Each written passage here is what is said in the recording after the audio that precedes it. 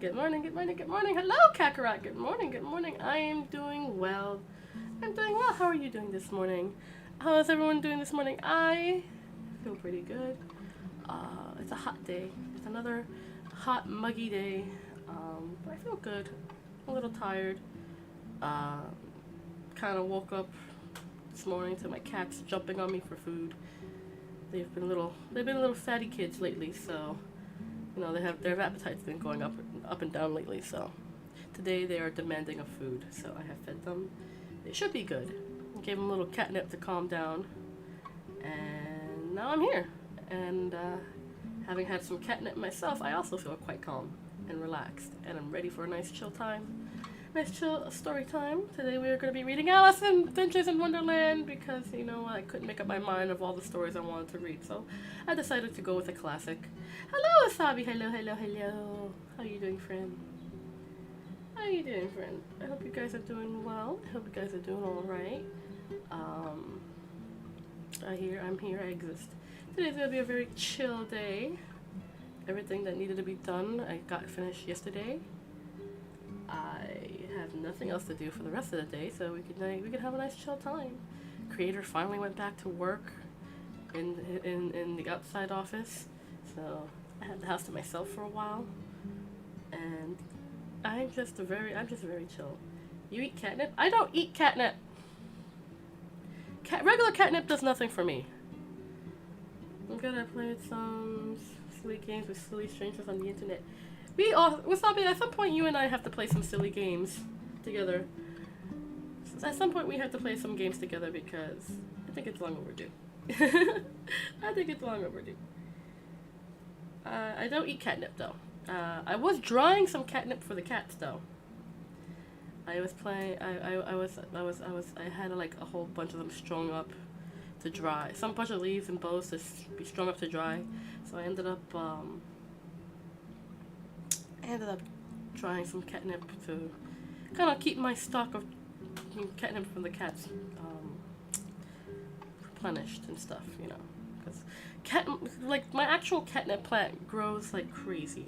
I don't know why it grows so fast. Well, it just does. So I end up getting a lot of leaves. So I end up trimming a lot of them off, just to dry for the kids, and it's still a lot of leaves. What do you mean by I don't eat regular catnip? I don't eat regular catnip. I eat catnip more geared towards humans, if you know what I mean. The legal kind, the legal kind that I can legally obtain here in my home state legally. I have to stress, this is legal.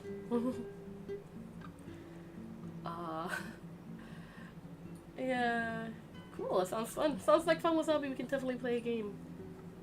As of current, I've just been playing the Funny Wizard game and enjoying it. I want to finish it.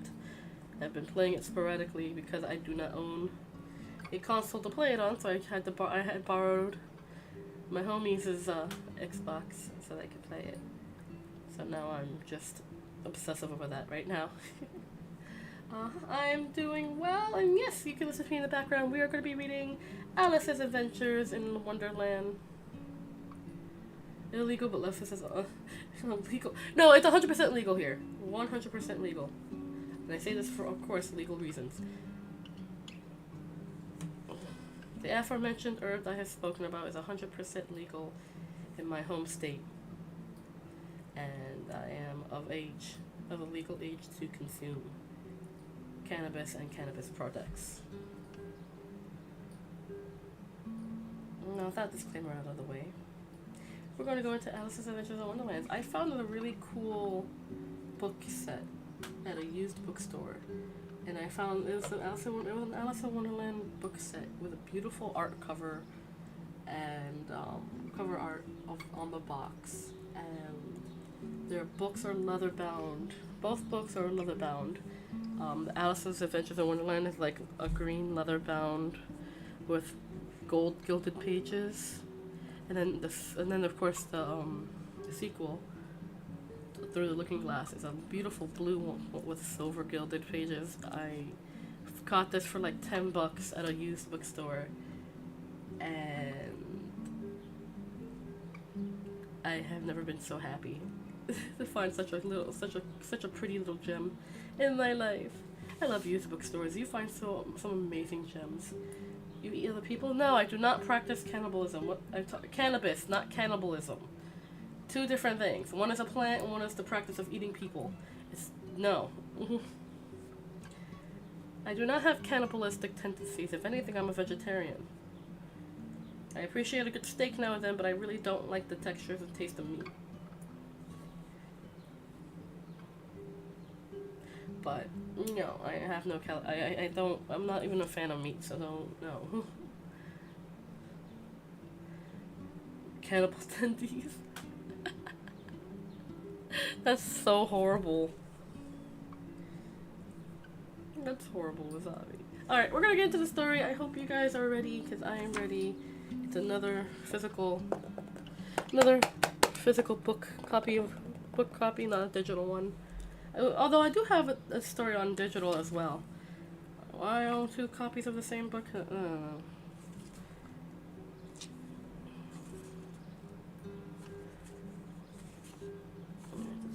There's a little poem right in the beginning of the book.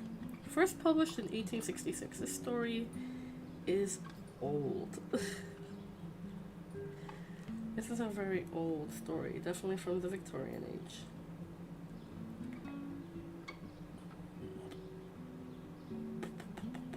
I'm not gonna read the poem. There's a poem here, but I'm not gonna read it. I'm gonna just get right into the story. Could read it, but it's like 2 pages. It's like 3 pages long. You know what? Screw it, I'll read it. A cannibal will say that can you see more sus now? Anyway, story time. Alright. I'm gonna read. I didn't want to, but I think you could probably already tell I am quite floaty at the moment, so I'm just trying to debate. Do I want to read the poems? Do I not want to read the poem? I'm gonna read the poem. There's no reason for me to debate over that. Let's see. In all the golden afternoon, full leisurely we glide, for both our oars with little skill, but little arms are plied, while little hands make vain pretense our wanderings to guide. Ah, cruel 3, in such an hour, beneath such dreamy weather, to begin a tale of breath too weak to stir the tiniest feather. Yet what can one poor voice avail against 3 tongues together? Imperious Prima flashes forth her edict to begin it, in gentler tone. Segunda hopes there will be nonsense in it, while Tertia interrupts the tale, not more than once a minute. Anon to sudden silence won, in fancy they pursue the dream child moving through a land of wonders wild and new, in friendly chat with bird or beast, and half believe it true. And ever, as the story drained, the wells of fancy dry, and faintly strove that weary one to put the subject by. The rest next time, it is next time, the happy voices cry. Thus grew the tale of Wonderland, thus slowly, one by one, its quaint events were hammered out, and now the tale is done. And home we steer a merry crew, beneath the setting sun. Alice, a childish story take, and with a gentle hand lay it where childhood's dreams are twined, in memory's mystic band, like a pilgrim's withered wreath of flowers, plucked in a far-off land. Chapter 1, Down the Rabbit Hole. Alice was beginning to get very tired of sitting by her sister on the bank, and of having nothing to do. Once or twice she had peeped into the book her sister was reading, but it had no pictures or conversations in it. And what is the use of a book, thought Alice? Without pictures or conversations. So she was considering in her own mind, as well as she could, for the hot day made her feel very sleepy and stupid, whether the pleasure of making a daisy chain would be worth the trouble of getting up and picking the daisies, when suddenly a white rabbit with pink eyes ran close by her. There was nothing so very remarkable in that, nor did Alice think it so very much out of the way to hear the rabbit say to itself, oh dear, I shall be too late." When she thought it over afterwards, it occurred to her that she ought to have wondered at this, but at the time it all seemed quite natural. But when the rabbit actually took a watch out of its waistcoat pocket and looked at it, and then hurried on, Alice started to her feet, for it flashed across her mind that she had never before seen a rabbit with either a waistcoat pocket or a watch to take out of it, and, burning with curiosity, she ran across the fields after it, and it was just in time to see it pop down a large rabbit hole under the hedge.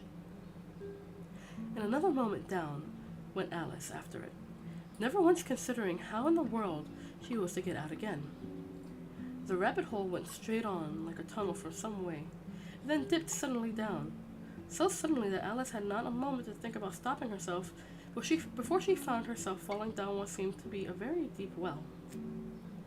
Either the well was very deep, or she fell very slowly, for she had plenty of time as she went down to look about her, and to first wonder what was going to happen next.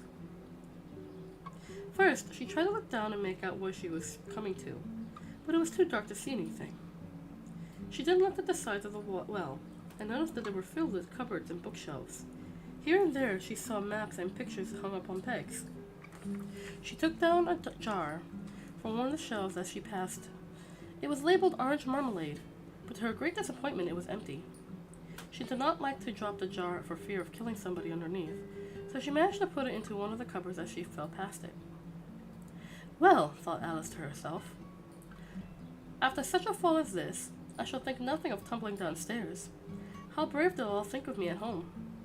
Why, I wouldn't say anything about it, even if I fell off the top of the house," which was very likely true. Down, down, down. Would the fall never come to an end? "I wonder how many miles I've fallen by this time," she said aloud. "It must be getting somewhere near the center of the earth. Let me see.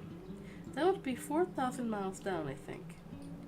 For you see, Alice had learned several things of this sort in her lessons in the schoolroom, and though this was not a very good opportunity for showing off her knowledge, as there was no one to listen to her, it was still a good practice to say it over.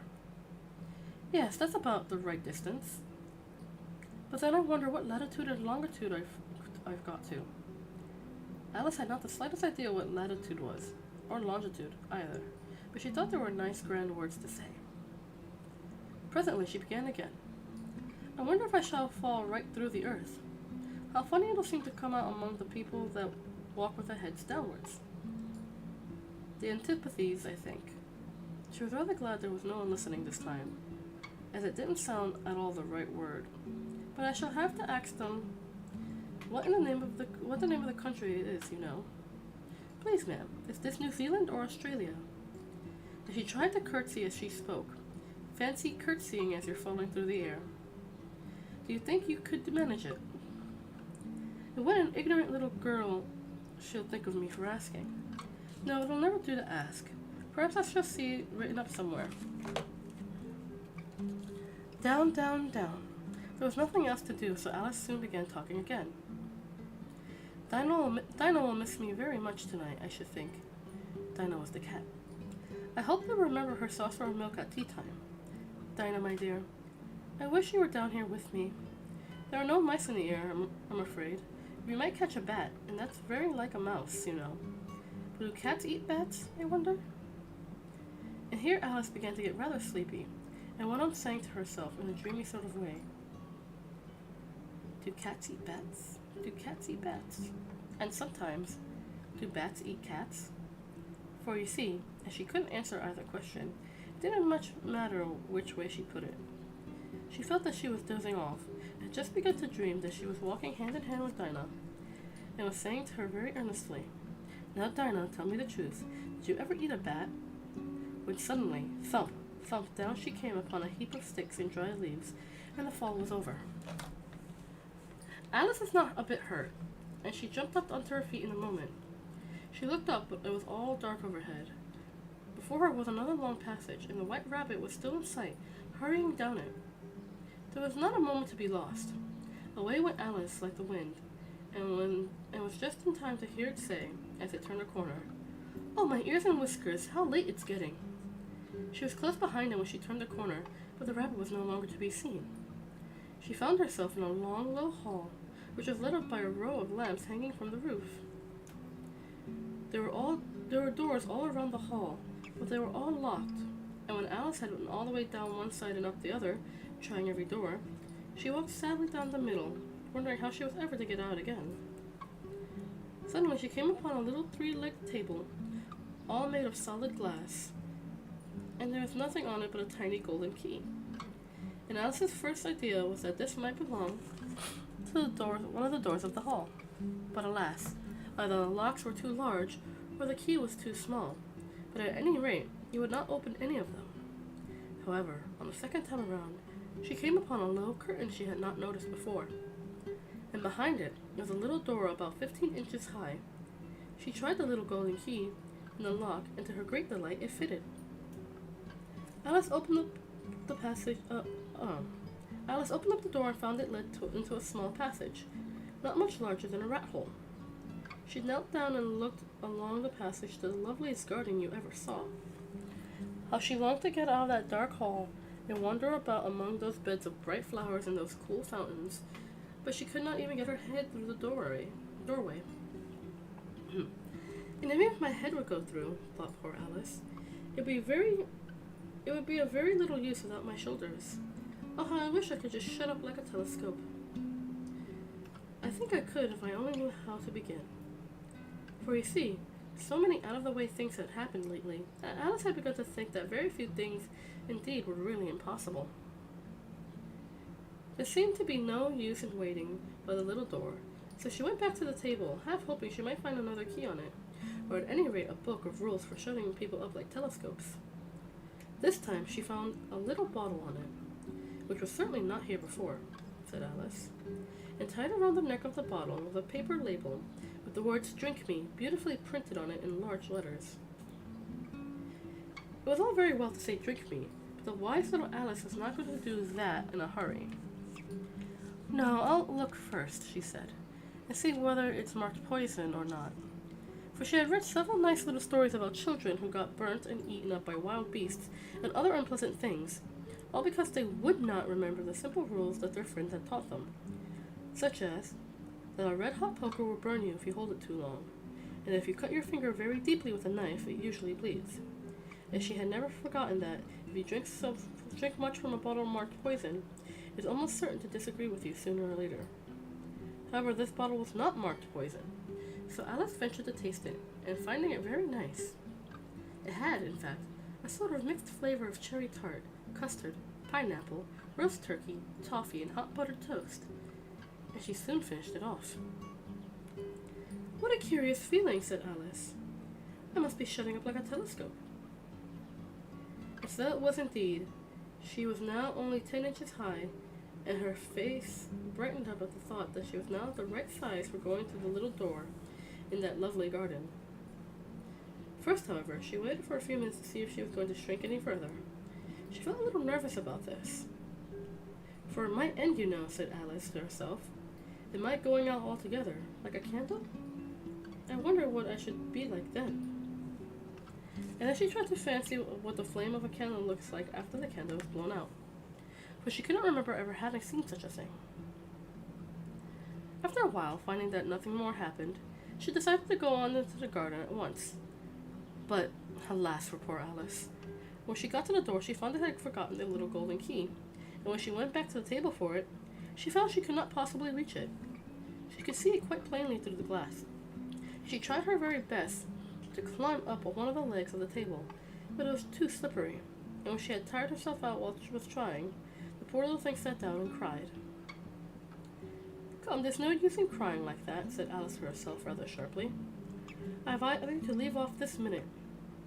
She generally gave herself a very good advice, though she very seldom followed it, and sometimes she scolded herself so severely as to bring tears into her eyes, and once she remembered trying to box her own ears for having cheated herself in a game of croquet she was playing against herself. For this curious child was very fond of pretending to be two people. But it is no use now, thought poor Alice, to pretend to be two people. Why, there's hardly enough of me left to make one respectable person. Soon her eye fell on a little glass box that was lying under the table. She opened it and found in it a very small cake, on which the words "Eat me" were beautifully marked in currants. "Well, I'll eat it," said Alice. "And if it makes me grow larger, I can reach the key. And if it makes me grow smaller, I can creep under the door. So either way, I'll get into the garden, and I don't care which happens." She ate a little bit and said anxiously to herself, "Which way? Which way?" Holding her hand on top of her head to feel which way it was growing. She was quite surprised to find that she remained the same size. To be sure, this is what generally happens when one eats cake. But Alice had gotten so much into the way of expecting nothing but out of the way things to happen that it seemed quite dull and stupid for life to go on in a common way. So she set to work and very soon finished off the cake. Chapter 2. The Pool of Tears. "Curiouser and curiouser," cried Alice. She was so much surprised that for the moment she quite forgot how to speak good English. "Now I'm opening out like the largest telescope that ever was. Goodbye, feet!" For when she looked down at her feet, they seemed to be almost out of sight. They were getting so far off. "Oh, my poor little feet! I wonder who will put on your shoes and stockings for you now, dears. I'm sure I shan't be able to. I shall be a great deal too far off to trouble myself about you. You must manage the best way you can, but I must be kind to them," thought Alice. "Or perhaps they won't walk the way I want to go. Let's see. I'll give them a new pair of boots every Christmas." And she went on planning to herself how she would manage it. "They must go by the carrier," she thought, "and how funny it'll seem, sending presents to one's own feet. How odd the directions will look. Alice's right foot, Esquire. Hearthrug, near the fender, with Alice's love." Oh dear, what nonsense I'm talking. Just at this moment her head struck against the roof of the hall. In fact, she was now rather more like 9 feet high, and she at once took up the little golden key and hurried off to the garden door. Poor Alice! It was as much as she could do, lying down on one side, to look through the garden with one eye, but to get through was more hopeless than ever. She sat down and began to cry again. "You ought to be ashamed of yourself," said Alice. "A great girl like you," she might as well say this, "to go on crying in this way? Stop this moment, I tell you." But she went on all the same, shedding gallons of tears until there was a large pool all around her, about 4 inches deep and reaching half down the hall. After a time she heard a little pattering of feet in the distance, and she hastily dried her eyes to see what was coming. It was the White Rabbit returning, splendidly dressed with a pair of white gloves in one hand and a large fan in the other. He came trotting along in a great hurry, muttering to himself as he came, "Oh, the Duchess, the Duchess! Oh, won't she be savage if I keep her waiting?" Alice felt so desperate that she was ready to ask for help of anyone. So when the rabbit came near her, she began in a low, timid voice, "If you please, sir." The rabbit started violently, dropping the white kid gloves and the fan, and scurried away into the darkness as hard as he could go. Alice took up the fan and gloves, and, as the hall was very hot, she kept fanning herself all the time she went on talking. "Dear, dear, how queer everything is today. And yesterday things went on just as usual. I wonder if I've been changed in the night. Let me think. Was I the same when I got up this morning? I almost think I can remember feeling a little different. But if I'm not the same, the next question is, who in the world am I? Ah, that's the great puzzle." And she began thinking over all the children she knew that were of the same age as herself, to see if she could have been changed for any of them. "I'm sure I'm not Ada," she said, "for her hair goes in such long ringlets, and mine doesn't go in ringlets at all. And I'm sure I can't be Mabel, for I know all sorts of things, and she knows so very little. Besides, she's she and I'm I. And, oh dear, how puzzling it all is. I'll try if I know all the things I used to know. Let me see. 4 times 5 is 12, and 4 times 6 is 13, and 4 times 7 is, oh dear, I shall never get to 20 at that rate. However, the multiplication table don't signify. Let's try geography. London is the capital of Paris, and Paris is the capital of Rome. In Rome. Oh no, that's all wrong. I'm certain I must have been changed for Mabel. I'll try and say, how doth the little... And she crossed her hands on her lap as if she were saying lessons, and began to repeat it, but her voice sounded hoarse and strange, and the words did not come up the same as they used to do. How doth the little crocodile improve his shining tail, and pour the waters of the Nile on every golden scale? How cheerfully he seems to grin, how nearly spreads his claws, and welcomes little fish within with gently smiling jaws. I'm sure those are not the right words, said poor Alice, her eyes filled with tears again as she went on. I must be Mabel after all, and I shall have to go and live in that poky little house, and have next to no toys to play with, and oh, ever so many lessons to learn. No, I've made up my mind about it. If I'm Mabel, I'll stay down here. It'll be no use their putting their heads down and saying, come up again, dear. I shall only look up and say, who am I then? Tell me that first, and then, if I like being that person, I'll come up. If not, I'll stay down here till I'm somebody else. But oh dear, cried Alice with a sudden burst of tears. I do wish they would put their heads down. I'm so very tired of being all alone here. As she said this, she looked down at her hands and was surprised to see that she had put on one of the rabbit's little white kid gloves while she was talking. How can I have done that, she thought. I must be growing small again. She got up and went to the table to measure herself by it, and found that, as nearly as she could guess, she was now about 2 feet high, and was going on shrinking rapidly. She soon found out that the cause of this was the fan she was holding, and she dropped it hastily, just in time to save herself from shrinking away altogether. That was a narrow escape, said Alice, a good deal frightened at the sudden change, but very glad to find herself still in existence. And now for the garden, and she ran with all the speed back to the little door, but alas, the little door was shut again, and the golden key was lying on the glass table as before. The things are worse than ever, she thought the poor child, for I was never so small as this before, never. And I declare it's too bad, and that it is. As she said those words, her foot slipped, and in another moment, splash, she was up to her chin in salt water. Her first idea was that she had somehow fallen into the sea. And in that case, I can go back by railway, she said to herself. Alice had been to the sea once in her life, and had come to the general conclusion that wherever you go on the English coast, you find a number of bathing machines in the sea, some children digging in the sand with wooden spades, then a row of lodging houses, and behind them a railway station. However, she soon made out that she was in the pool of tears where she had wept, and she was 9 feet high. I wish I hadn't cried so much, said Alice, as she swam about, trying to find her way out. I shall be punished for it now, I suppose, by being drowned in my own tears. That will be a queer thing, to be sure. However, everything is queer today. Just then, she heard something splashing about in the pool a little way off, and she swam nearer to make out what it was. At first she thought it must be a walrus or a hippopotamus, but then she remembered how small she was now, and she soon made out that it was only a mouse that had slipped in like herself. Would it be of any use now, thought Alice, to speak to this mouse? Everything is so out of the way down here that I should think very likely it can talk. At any rate, there's no harm in trying. So she began, "Oh, mouse, do you know the way out of this pool? I'm very tired of swimming about here, oh mouse." Alice thought this might be the right way of speaking to a mouse.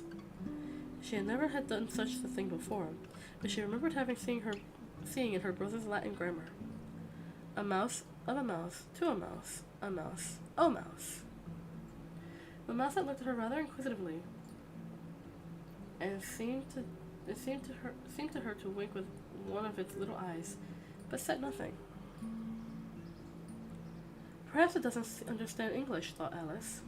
I dare say it's a French mouse, come over with William the Conqueror.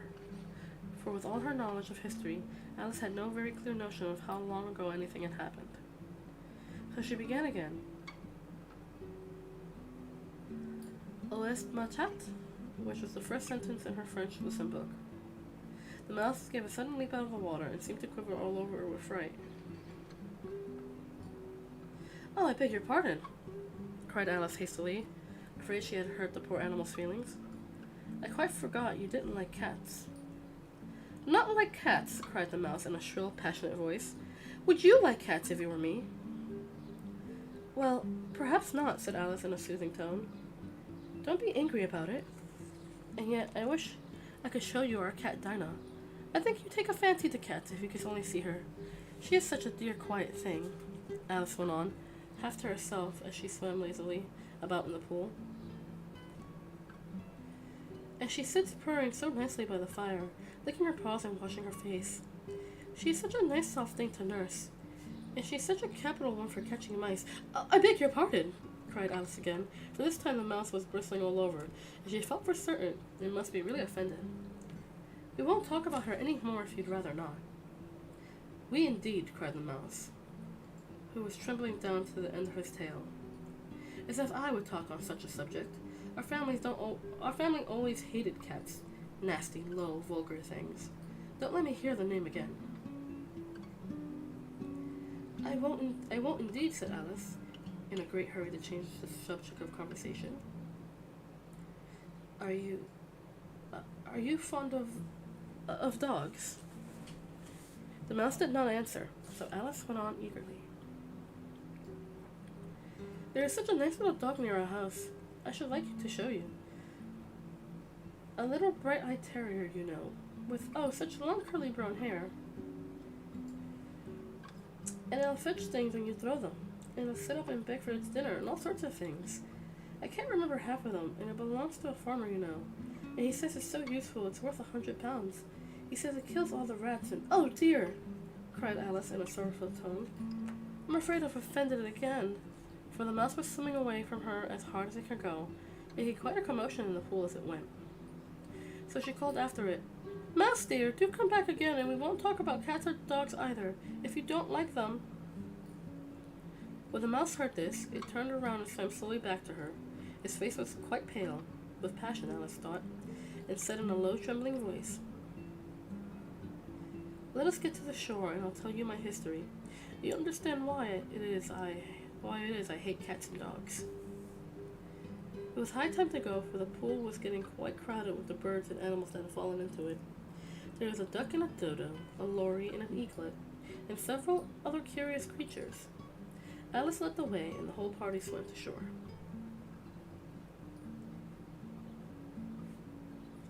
Chapter 3. A Caucus Race and a Long Tail. They were indeed a queer-looking party that assembled on the bank, the birds with draggled feathers, the animals with their fur clinging close to them, and all dripping wet, cross, and uncomfortable. The first question, of course, was how to get dry again, and they had a consultation about this. And after a few minutes, it seemed quite natural to Alice to find herself talking familiarly with them, as if she'd known them all her life. Indeed, she had quite a long argument with the lory, who at last turned sulky and would only say, I am older than you, so I must know better. And this Alice would not allow, without knowing how old it was, and as the lory positively refused to tell its age, there was no more to be said. At last the mouse, who seemed to be a person of some authority among them, called out, Sit down, all of you, and listen to me. I'll soon make you dry enough. They all sat down at once, in a large ring, with the mouse in the middle. Alice kept her eyes anxiously fixed on it, for she felt sure she would catch a bad cold if she did not get dry very soon.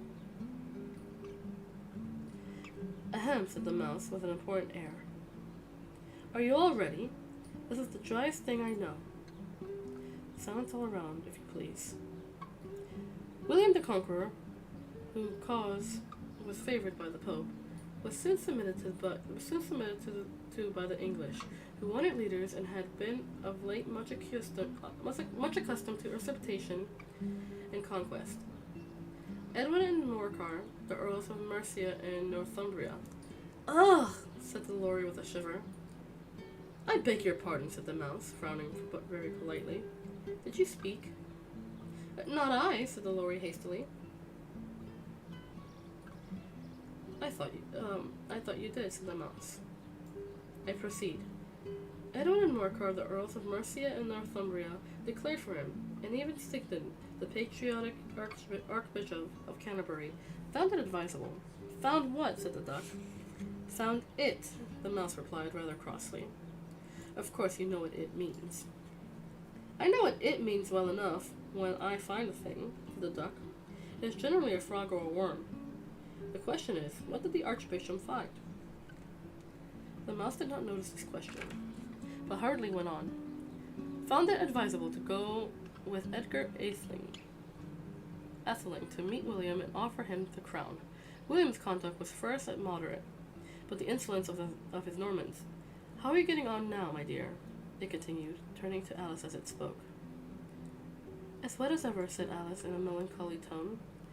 It doesn't seem to dry me at all. In that case, said the dodo solemnly, rising to its feet, I move that the meeting adjourn for the immediate adoption of more energetic remedies. Speak English, said the eaglet. I don't know the meaning of half those long words, and what's more, I don't believe you do either. And the eaglet bent down with its head to hide a smile, and some of the other birds tittered audibly. What I was going to say, said the dodo in an offended tone, was that the best thing to get us dry would be a caucus race. What is a caucus race? Said Alice. Not that she much wanted to know, but the dodo had paused as if it thought that somebody ought to speak, and no one else seemed inclined to say anything. Why? Said the dodo. The best way to explain is to do it, and as you might like to try the thing yourself some winter day, I will tell you how the dodo managed it. First, it marked out a race course in a sort of circle. The exact shape doesn't matter, it said. Then all the party were placed along the course, here and there. There was no 1, 2, 3 and away, but they began running when they liked, and left off where they liked, so that it was not easy to know when the race was over. However, when they had been running half an hour or so, they were quite dry again. The dodo suddenly called out, "The race is over," and they all crowded around it, panting and asking, "But who has won?" This question the dodo could not answer without a great deal of thought, and it sat for a long time with one finger pressed upon its forehead, the position in which you'd usually see Shakespeare in the pictures of him, while the rest waited in silence. At last the dodo said, everybody has won, and all must have prizes. But who is it to give the prizes?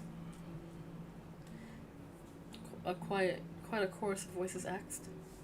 Why, she, of course, said the dodo, pointing to Alice with one finger, and the whole party at once crowded around her, calling out in a confused way, "Prizes! Prizes!" Alice had no idea what to do, and in despair she put her hand into her pocket and pulled out a box of comfits. Luckily, the salt water had not gotten to it, and handed them around as prizes. There was exactly one apiece all around. But she must have a prize herself, you know, said the mouse. Of course, the dodo replied very gravely. What else have you got in your pocket? He went on, turning to Alice. Only a thimble, said Alice sadly. Hand it over here, said the dodo. They all crowded around her once more, and while the dodo solemnly presented the thimble, saying, "We beg your acceptance of this elegant thimble," and when it had finished this short speech, they all cheered. Alice thought the whole thing was very absurd, but they all looked so grave that she did not dare to laugh, and as she could not think of anything to say, she simply bowed and took the thimble, looking as solemn as she could. The next thing was to eat the comfits.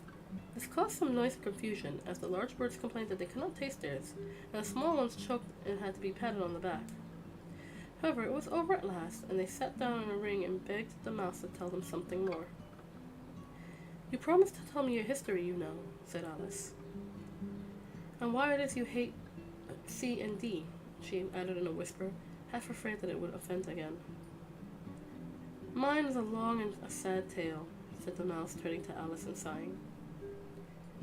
It is a long tale, certainly, said Alice, looking down with wonder at the mouse's tail. But why do you call it sad? And she kept on puzzling about it while the mouse was speaking, so that her idea of the tale was something more like this. Fairy said to a mouse, they had met in the house. Let us both go to law. I will persecute you. Come, I'll take no denial. We must have a trial. For really this morning I have nothing to do. said the mouse to the cur. Such a trial, dear sir, with no jury or judge, will be tedious and dry. And I'll be judge and I'll be jury, said cunning old Fury, and I'll try the whole cause and condemn you to die. You are not attending, said the mouse to Alice severely. What are you thinking of? I beg your pardon, said Alice very humbly. You have got to the 5th bend, I think. I had not, cried the mouse, sharply and very angrily. A knot, said Alice, always ready to make herself useful, and looking anxiously about her. Oh, do let me help you to undo it. I shall do nothing of the sort, said the mouse, getting up and walking away. You insult me by talking such nonsense. I didn't mean it, pleaded poor Alice, but you're so easily offended, you know. The mouse only growled in reply. Please come back and finish your story, Alice called after it, and the others all joined in chorus. Yes, please do. But the mouse only shook its head impatiently and walked a little quicker.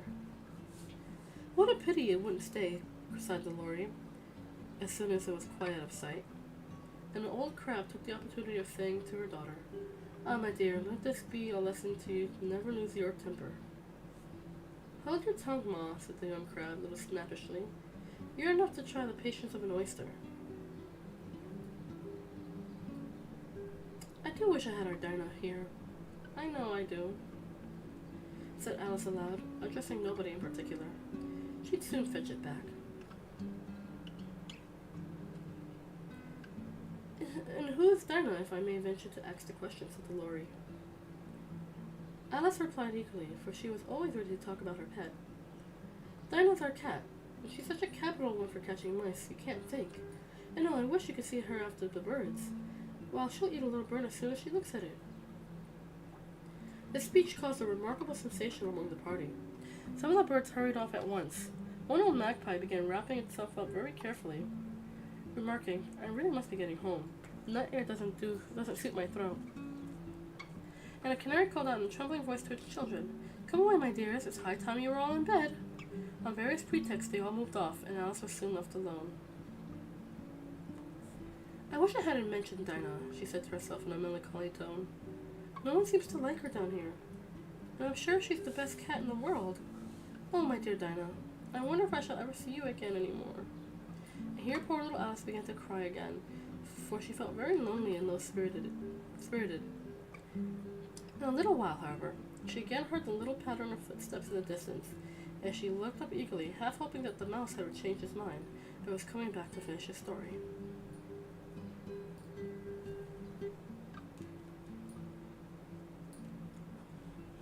Chapter 4. The Rabbit Sends in a Little Bill.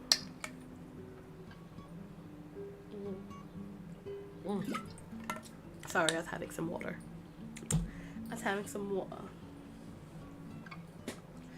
Let's see. Chapter 4. The Rabbit Sends in a Little Bill.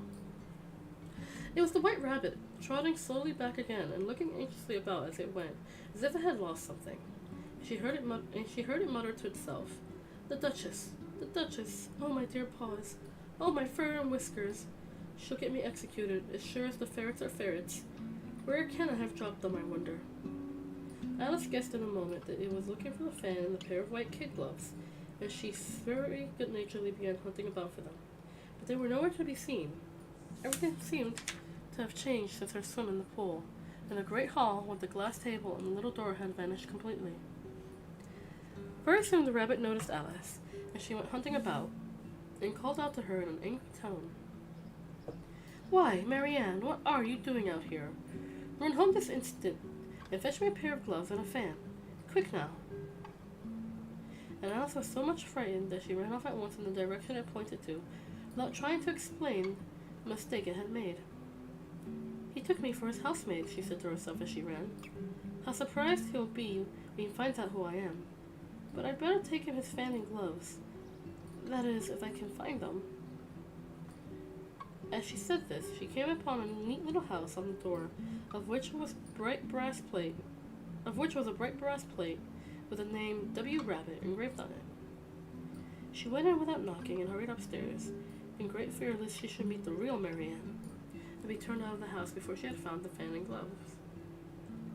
How queer it seems, Alice said to herself, to be going messages for a rabbit. I suppose Dinah will be sending me on messages next. She began fancying the sort of thing that would happen. Miss Alice, come here directly and get ready for your walk. Coming in a minute, nurse, but I've got to watch this mouse hole till Dinah comes back, and see that the mouse doesn't cut out. Only I don't think, Alice went on, that they'll let Dinah stop in the house if it began ordering people about like that. By this time she had found her way into a tiny little room with a table and a window, and on it, as she had hoped, a fan or two and 3 pairs of tiny white kid gloves. She took up the fan and a pair of gloves and was just going to leave the room when her eye fell upon a little bottle that stood near the looking glass. There was no label this time with the words "Drink me," but nevertheless she uncorked it and put it to her lips. I know something interesting is sure to happen, she said to herself, whenever I drink or eat anything, so I'll just see what this little bottle does. I do hope it makes me grow large again, for really I'm quite tired of being such a tiny little thing.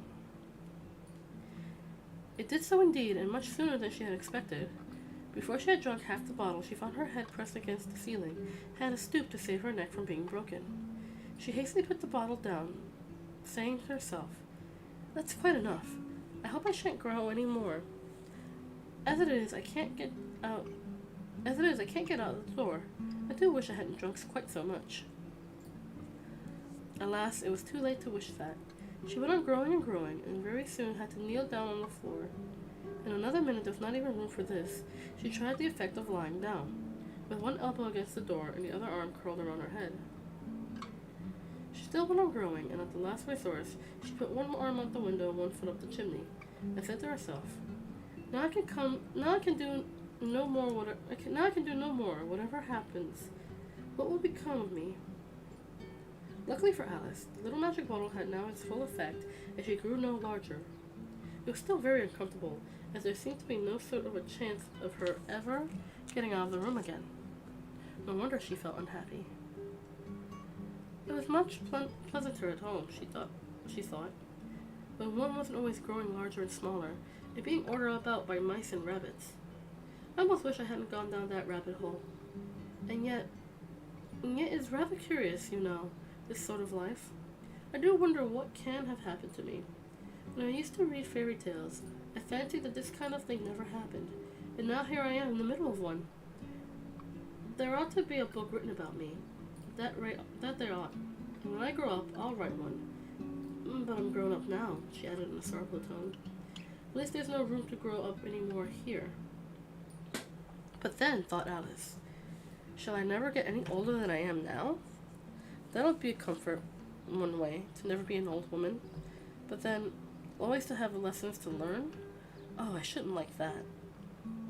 Oh, you foolish Alice, she answered herself. How can you learn lessons in here? Why, there's hardly any room for you, and no room at all for any lesson books. And so she went, taking first one side and then the other, and making quite a conversation of it altogether. But after a few minutes, she heard a voice outside and stopped to listen. "Marianne! Marianne!" said the voice. "Fetch me my gloves this moment." Then came a little pattering of feet on the stairs. Alice knew it was the rabbit coming to look for her, and she trembled till she shook the house, quite forgetting that she was now about 1,000 times as large as the rabbit, and had no reason to be afraid of it. Presently the rabbit came up to the door and tried to open it, but as the door opened inwards and Alice's elbow was pressed hard against it, that attempt proved a failure. Alice heard it say to itself, "Then I'll go around and get into the window." That you won't, thought Alice. And after waiting until she fancied she heard the rabbit just under the window, she suddenly spread out her hand and made a snatch in the air. She did not get a hold of anything, but she heard a little shriek and a fall, and a crash of broken glass, when she concluded that it was just possible it had fallen into the cucumber frame, or something of that sort. Next came an angry voice. The rabbit's. "Pat! Pat, where are you?" And then a voice she had never heard before. "Sure that I'm here, digging for apples, your honor." "Digging for apples indeed," said the rabbit angrily. "Here, come and help me out of this." Some more broken glass. "Now tell me, Pat, what's that in the window?" Sure, it's an arm, Your Honor. An arm, you goose. Who ever saw one that size? Why, it fills the whole window. Sure it does, Your Honor, but it's an arm for all that. Well, it's got no business there at any rate. Go and take it away. There was a long silence after this, and Alice could only hear whispers now and then, such as, "Sure, I don't like it, Your Honor. At all. Do as I tell you, you coward." And at last she spread out her hand again and made another snatch in the air. This time there were 2 little shrieks and more sounds of broken glass. What a number of cucumber fibs that must be, thought Alice. I wonder what they'll do next. As for pulling me out of the window, I only wish they could. I'm sure I don't want to stay here any longer. She waited for some time without hearing anything. At last came a rumbling of the little cart wheels and the sound of a good many voices all talking together. She made out the words, "Where's the other ladder? Why, I hadn't to bring but one. Bill's got the other. Bill, fetch it here, lad. Here, put him up at this corner. No, tie him together first. You don't reach half high enough yet. Oh, they'll do well enough. Don't be particular. Here, Bill, catch a hold of this rope. Will the roof bear? Mind that loose slate. Oh, it's coming down. It's below." A loud crash. Now who did that? It was Bill, I fancy. Who's to go down the chimney? Nay, I shan't. You do it? That I won't do then. Bill's gotta go down. Here, Bill. The master says you gotta go down the chimney. Oh, so Bill's going to come down the chimney, has he? Said Alice to herself. Why, they seem to put everything upon Bill. I wouldn't be in Bill's place for a good deal. This fireplace is narrow, for sure. But I think I can kick a little. She drew her foot as far down the chimney as she could, and waited until she heard a little animal, she couldn't guess of what sort it was, scratching and scrambling about the chimney, close above her. Then sang to herself, "This is Bill," and gave one sharp kick and waited to see what happened next. The first thing she heard was a general chorus of, "There goes Bill!" and then the rabbit's voice alone, "Catch him, you by the hedge." Then silence. Then another confusion of voices. "Hold his head now. Brandy now. Don't choke him. How was it, old fellow? What happened to you? Tell us about it." Last came a little feeble squeaking voice. "That's Bill," thought Alice. "Well, I hardly know. No more, thank you. I'm better now, but I'm a deal too flustered to tell you. All I know is that something came at me like a jack-in-the-box, and up I go like a skyrocket." "So you did, old fellow," said the others.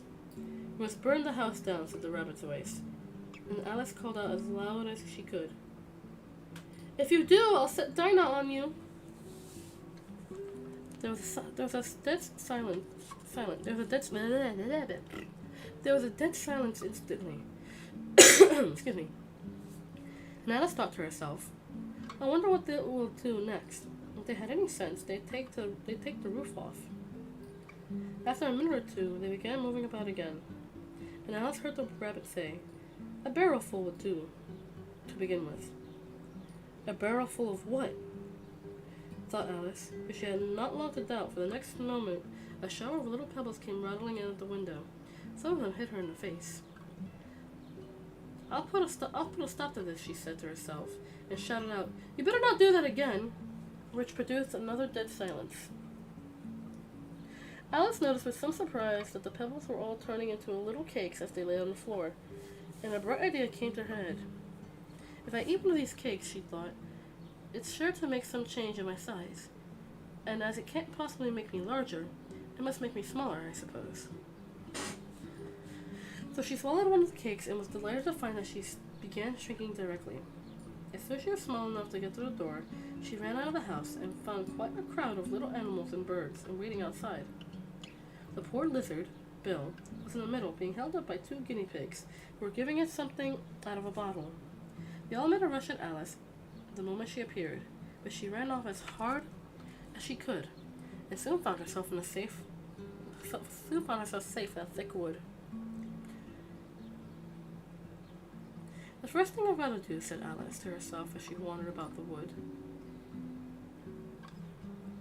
"is to grow to my right size again, and the second thing is to find my way into that lovely garden. I think that will be the best plan." It sounded like an excellent plan, no doubt, and very neatly and simply arranged. The only difficulty was that she had not the smallest idea of how to set about it. And while she was peering about anxiously among the trees, a little sharp bark just over her head made her look up in a great hurry. An enormous puppy was looking down at her with large round eyes, and feebly stretched out one paw trying to touch her. "Poor little thing," said Alice in a coaxing tone, when she tried hard to whistle to it. But she was terribly frightened all the time at the thought that it might be hungry, in which case it would be very likely to eat her up in spite of all her coaxing. Hardly knowing what she did, she picked up a little bit of stick and held it out to the puppy. Whereupon the puppy jumped into the air off with all its feet at once with a yelp of delight and rushed at the stick, and made believe to worry it. Then Alice dodged behind a great thistle to keep herself from being run over, and the moment she appeared on the other side, the puppy made another rush at the stick, and tumbled head over heels in a hurry to get hold of it. Then Alice, thinking it was very much like having a game of play with a cart horse, and expected every moment to be trampled under its feet, ran around the thistle again, and then the puppy began a series of short charges at the stick, running a very little ways forward each time and a long way back, and barking hoarsely all the while, till at last it sat down a good ways off, panting with its tongue hanging out of its mouth and the great eyes half shut. This seemed to Alice a good opportunity for making her escape, so she set off at once, and ran until she was quite tired and out of breath, until the puppy's bark sounded quite faint in the distance. "And yet what a dear little puppy it was," said Alice, as she leaned against the buttercup to rest herself, and fanned herself with one of the leaves. "I should have liked teaching it tricks very much, if only I'd been the right size to do it. Oh dear, I nearly forgotten that I have to grow up again. Let me see. How is it to be managed? I suppose I ought to eat or drink something or other, but the great question is, what?" The great question certainly was what. Alice looked around her at the flowers and the blades of the grass, but she could not see anything that looked like the right thing to eat or drink under the circumstance. There was a large mushroom growing near her, about the same height as herself, and when she had looked under it, and on both sides of it, and behind it, it occurred to her that she might as well look and see what was on top of it. She stretched herself up on tiptoe and peeped over the edge of the mushroom, and then her eyes immediately met those of a large blue caterpillar that was sitting on top of with its arms folded, quietly smoking a long hookah, and taking not the slightest notice of her or anything else. Chapter 5. Advice from a Caterpillar. The caterpillar and Alice looked at each other for some time in silence. At last the caterpillar took the hookah out of his mouth and addressed her in a languid, sleepy voice. "Who are you?" said the caterpillar. This is not an encouraging opening for a conversation. Alice replied rather shyly, I hardly know, sir. Just at present, at least I know who I was then when I got up this morning, but I think I must have been changed several times since then." "What do you mean by that?" said the caterpillar sternly. "Explain yourself." "I can't explain myself, I'm afraid, sir," said Alice, "because I'm not myself, you see." "I don't see," said the caterpillar. "I'm afraid I can't put it more clearly," Alice replied very politely, "for I can't understand it myself to begin with, and being so many different sizes in a day is very confusing." "It isn't," said the caterpillar. "Well, perhaps you haven't found it so yet," said Alice. "When you have to turn into a chrysalis, you will someday, you know, and then after that into a butterfly. I should think you'll feel a little queer, won't you?" "Not a bit," said the caterpillar. "Well, perhaps your feelings may be different," said Alice. "All I know is it would feel very queer to me." "You," said the caterpillar contemptuously. "Who are you?" Which brought them back again to the beginning of the conversation. Alice felt a little irritated at the caterpillar making such very short remarks, and she drew herself up and said very gravely, "I think you ought to tell me who you are first." "Why?" said the caterpillar. Here was another puzzling question, and as Alice could not think of any good reason, and as the caterpillar seemed to be in a very unpleasant state of mind, she turned away. Come back, the caterpillar called after her. I've something important to say. This sounded promising, certainly. Alice turned and came back again. Keep your temper, said the caterpillar. Is that all? Said Alice, swallowing down her anger as well as she could. No, said the caterpillar. Alice thought she might as well wait, as she had nothing else to do. Perhaps after all it might tell her something worth hearing. For some minutes it puffed away without speaking, but at last it unfolded its arms and took the hook out of its mouth again, and said, You think you're changed, do you? I'm afraid I am, sir, said Alice. I can't remember the things as I used to, and I don't keep the same size for 10 minutes together. Can't remember what things, said the caterpillar. Well, I've tried to say, how doth the little busy bee, but it came out all different, replied Alice in a very melancholy voice. Repeat, you are old, Father William, said the caterpillar. Alice folded her hands and began. You are old, Father William, said the young man said, and your hair has become very white, and yet you insistently stand on your head. Do you think, at your age, it is right? In my youth, Father William replied to his son, I feared I might injure the brain, but now that I am perfectly sure I have none, why, I do it again and again. You are old, said the youth, as I mentioned before, and have grown most uncommonly fat. Yet you turned a back somersault in at the door. Pray, what is the reason of that? In my youth, said the sage, as he shook his grey locks, I kept all my limbs very supple. By the use of this ointment, when shilling the box, allow me to sell you a couple. You are old, said the youth, and your jaws are too weak for anything tougher than suet. And yet you finished the goose with the bones and the beak. Pray, how did you manage to do it? In my youth, said his father, I took to the law, and argued each case with my wife, and the muscular strength which gave to my jaw has lasted the rest of my life. You are old, said the youth. One would hardly suppose that your eye was as steady as ever. Yet you balanced an eel at the end of your nose. What made you so awfully clever? I have answered 3 questions, and that is enough, said his father. Don't give yourself airs. Do you think I can listen all day to such stuff? Be off, or I'll kick you down the stairs. That is not quite right, said the caterpillar. Not quite... no.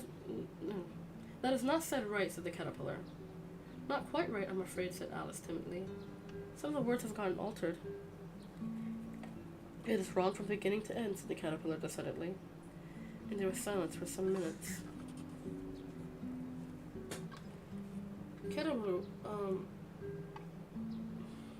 keep losing my space, sorry. It is wrong from beginning to end, said the caterpillar decidedly, and there was silence for some minutes. The caterpillar was the first to speak. What size do you want to be? It asked. Oh, I'm not particular as to size, said Alice hastily replied. Only one doesn't like changing so often, you know. I don't know, said the caterpillar. Alice said nothing. She had never been so much contradicted in all her life before, and she felt that she was losing her temper. Are you content now? Said the caterpillar.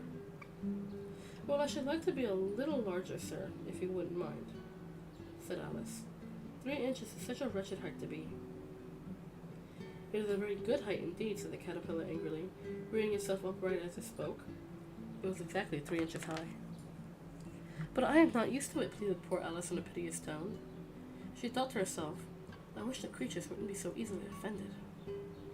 You'll get used to it in time, said the caterpillar, and put the hookah to his mouth and began smoking again. This time Alice waited patiently until it chose to speak again. In a minute or two, the caterpillar took the hookah out of his mouth and yawned once or twice, and shook itself. Then it got down off the mushroom and crawled away into the grass, merely remarking as it went, One side will make you grow taller, the other side will make you grow shorter. One side of what? The other side of what? Thought Alice to herself. Of the mushroom, said the caterpillar, just as if she had asked it out loud. In another moment it was out of sight.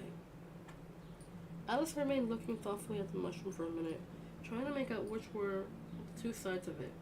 And, as it was perfectly round, she found this a very difficult question. However, at last she stretched her arms around as far as they would go, and broke off a bit of the edge with each hand. And then which is which, she said to herself, and nibbled a little of the right-hand bit to try the effect. The next moment she felt a violent blow underneath her chin. It had struck her foot. She was a great deal frightened by this very sudden change, but she felt there was no time to be lost as she was shrinking rapidly. She set off to work at once to eat some of the other bit. Her chin was pressed so closely against her foot, there was hardly room to open her mouth, but she did at last and managed to swallow a morsel of the left-hand bit. Come, my head's free at last, said Alice in a tone of delight, which changed into alarm in another moment, when she found that her shoulders were nowhere to be found. All she could see was when she looked down was an immense length of neck, which seemed to rise like a stalk out of a sea of green leaves that lay far below. What can all that green stuff be, said Alice, and where have my shoulders gone to? And oh, my poor hands, how is it I can't see you? She was moving them as she spoke, but no result seemed to follow, except a little shaking among the distant green leaves. As there seemed to be no chance of getting her hands up to her head, she tried to get her head down to them, and was delighted to find that her neck would bend about so easily in any direction, like a serpent. She had just succeeded in curving it down into a graceful zigzag, and was going to dive among the leaves, which she found nothing but the tops of trees under which she had been wandering, when a sharp hiss made her draw back in a hurry. A large pigeon had flown into her face, and was beating her violently with its wings. "Serpent!" screamed the pigeon. "I am not a serpent," said Alice indignantly. "Let me alone." "Serpent, I say," repeated the pigeon, but in a bit more subdued tone, and added with a kind of sob, "I've tried every way, and nothing seemed to suit them." "I haven't the least idea what you're talking about," said Alice. "I've tried the roots of trees, and I've tried the banks, and I've tried hedges," the pigeon went on, without attending to her. "But those serpents, there's no pleasing them."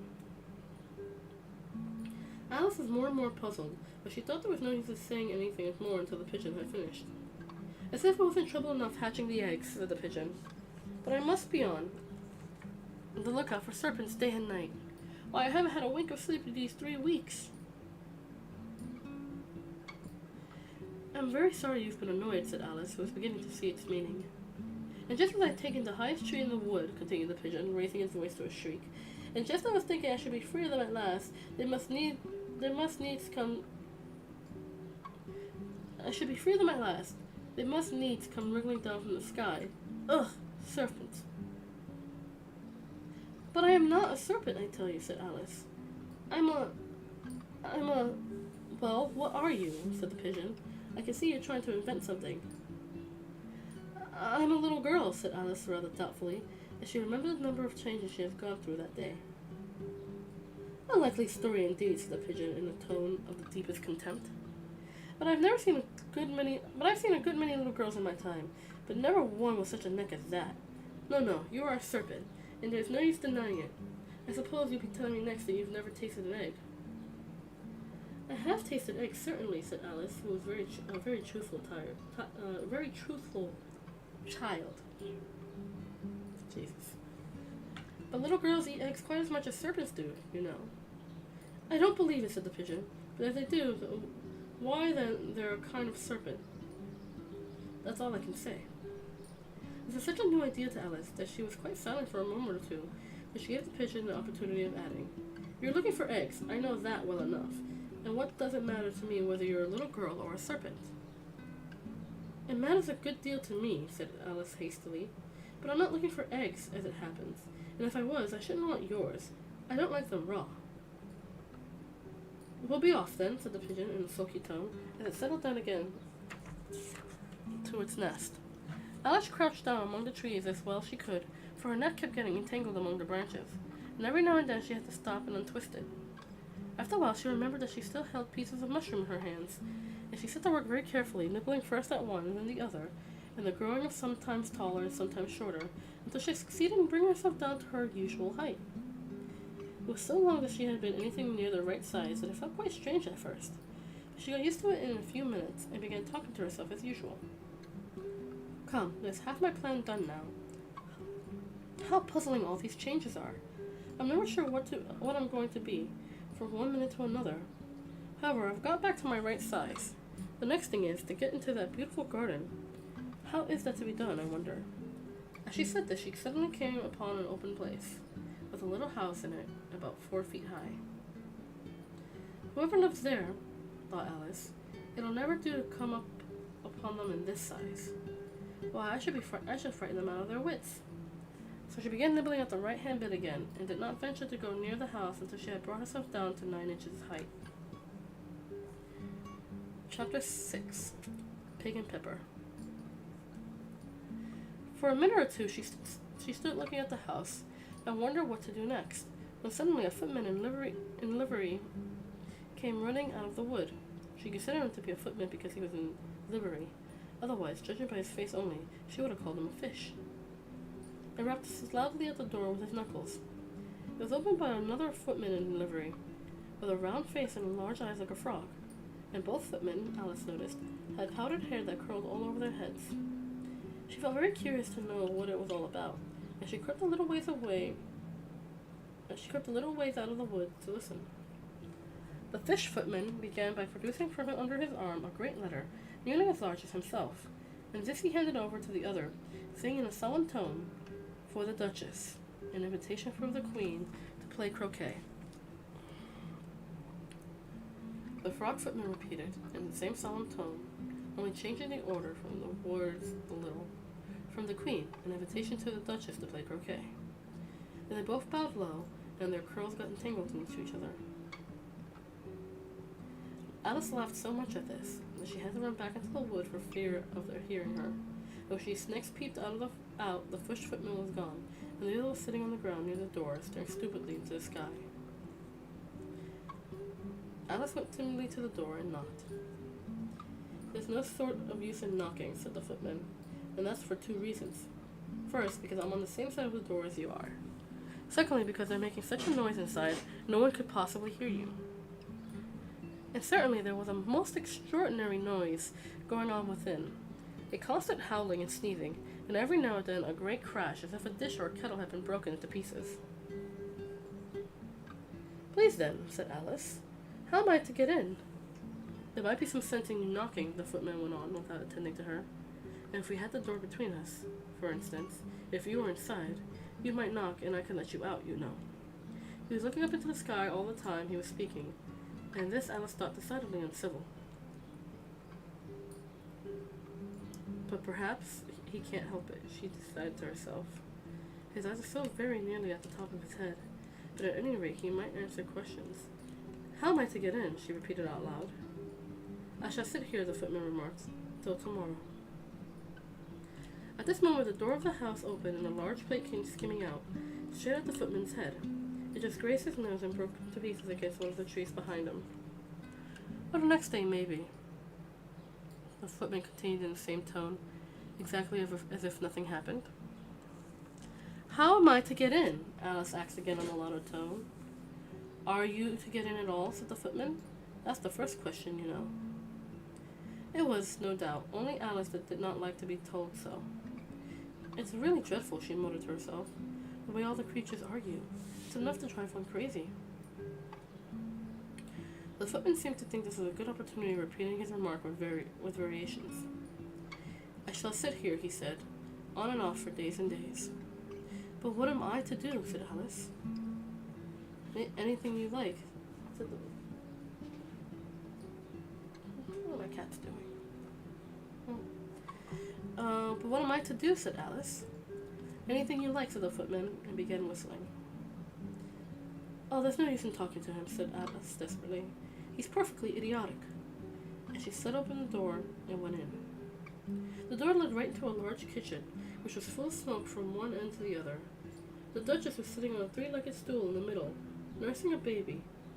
The cook was leaning over the fire, stirring a large cauldron which seemed to be full of soup.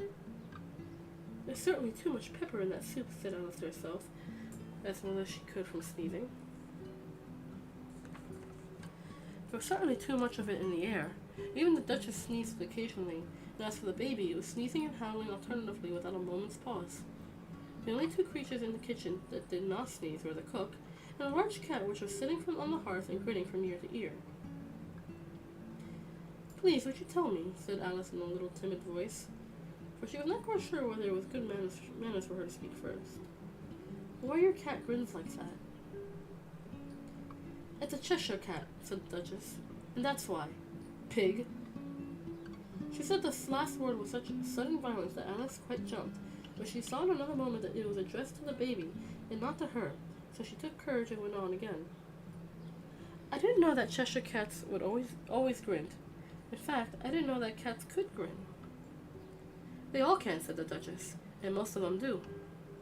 Cats do grin, and it's actually very cute." "I don't know any of that. I don't know of any that do, rather," said Alice very politely, feeling quite pleased to have gotten into a conversation. "You don't know much," said the Duchess, "and that's a fact." Alice did not at all like the tone of this remark, and thought it would be just as well to introduce some other subject of conversation. While she was trying to fix on one, the cook took the cauldron soup off the fire, and at once set to work throwing everything within her reach at the Duchess and the baby.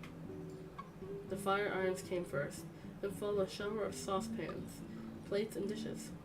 The Duchess took no notice of them, even when they hit her. The baby was howling so much already that it was quite impossible to say whether the blows hurt or not. "Oh, please, mind what you're doing," cried Alice, jumping up and down in an agony of terror. "Oh, there goes his precious nose," as an unusually large saucepan flew close by it and very nearly carried it off. "If everyone minded their own business," said the Duchess in a hoarse growl, "the world will go round a deal faster than it does." Which would not be an advantage," said Alice, who felt very glad to get the opportunity to show off a little of her knowledge. "Just think what work it would make the day. Just think of what work it would make with the day and night. You see, the Earth takes 24 hours to turn around on its axis." "Talking of axis," said the Duchess, "chop off her head." Alice glanced rather anxiously at the cook to see if she meant to take the hint, but the cook was busily stirring soup and seemed not to be listening, so she went on again. 24 hours, I think. Or is it 12? Oh, don't bother me," said the Duchess. "I could never abide figures." And with that she began nursing the child again, singing a sort of lullaby to it as she did so, and giving it a violent shake at the end of every line. "Speak roughly to your little boy and beat him when he sneezes. He only does it to annoy, because he knows it teases." Chorus, in which the cook and the baby joined. Wow, wow, wow. While the Duchess sang the second verse of the song, she kept tossing the baby violently up and down, and the poor little thing howled so that Alice could hardly hear the words. "I speak severely to my boy, I beat him when he sneezes, for he could thoroughly enjoy the pepper when he pleases." Wow, wow, wow.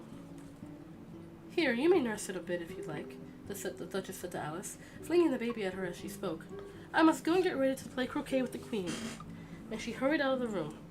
The cook threw a frying pan at her after her as she went, but it just missed. Alice caught the baby with some difficulty, as it was a queer-shaped little creature, and held out its arms and legs in all directions. "Just like a little starfish," thought Alice. The poor little thing was snorting like a steam engine when she caught it, and kept doubling itself up and straining itself out again, so that altogether, for the first minute or two, it was much as she could to hold it. As soon as she had made out the proper way to nurse it, which was to twist it up into a sort of knot, then keep it tight hold of its right ear and left foot, as so to prevent it from undoing itself, she carried it out into the open air. "If I don't take this child away with me," thought Alice, "they're sure to kill it in a day or two. Wouldn't it be murder to leave it behind?" She said the last words out loud, and the little thing grunted in reply, and had left off sneezing by this time. "Don't grunt," said Alice. "That's not at all a proper way of expressing yourself." The baby grunted again, and Alice looked very anxiously into its face to see what was the matter with it. There could be no doubt that it had a very turned-up nose, much more like a snout than a real nose. Also, its eyes were getting extremely small for a baby. Altogether, Alice did not like the look of this thing at all. Perhaps it was only sobbing, she thought, and looked into its eyes again to see if there were more tears. No, there were no tears. If you're going to turn into a pig, my dear, said Alice seriously, I'll have nothing more to do with you, mind now. The poor little thing sobbed again, or grunted, which was impossible to say which, and they went on for some while in silence. Alice was just beginning to think to herself, now what am I going to do with this creature when I get it home? When it grunted so violently that she had looked down into its face in some alarm. This time there could be no mistake about it. It was neither more nor less than a pig, and she felt that it would be quite absurd for her to carry it any farther. So she set the little creature down, and felt quite relieved to do so, and see it trot away quietly into the wood. If it had grown up, she said to herself, it would have made a dreadfully ugly child, but it makes a rather handsome pig, I think. And she began to thinking over other children she knew, which might do very well as pigs, and she was saying to herself, if only one knew the right way to change them. When she was a little startled by seeing the Cheshire Cat sitting on a bough of a tree a few yards off. The cat only grinned when it saw Alice.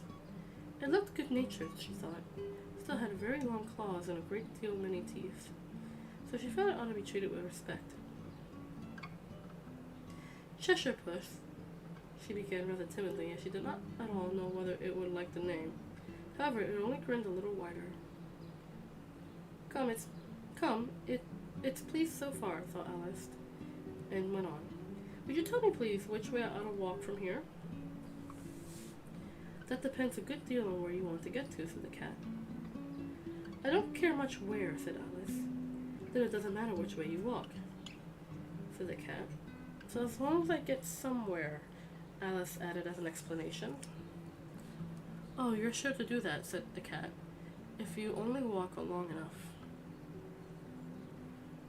Alice felt that this could not be denied, so she tried another question. What sort of people live about here? In that direction, the cat said, waving its right paw around, lives a hatter, and in that direction, waving the other paw, lives a March hare. Visit either if you like. They're both mad. But I don't want to go among mad people, Alice remarked. Oh, you can't help that, said the cat. We're all mad here. I'm mad. You're mad. How do you know I'm mad? Said Alice. You must be, said the cat, or you wouldn't have come here. Alice didn't think that proved it at all. However, she went on. And how do you know that you're mad?